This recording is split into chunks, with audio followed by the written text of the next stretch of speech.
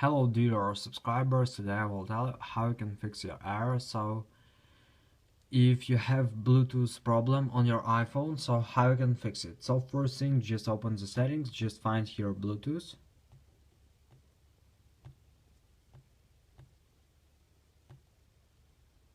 Just open Bluetooth.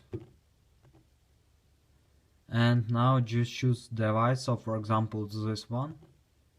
And just tap here on choose forget this device. So I can't do it because I just choose to connect it, so I will try to. So now just tap here and you can see that it's active. So just tap on forget this device and just choose forget device.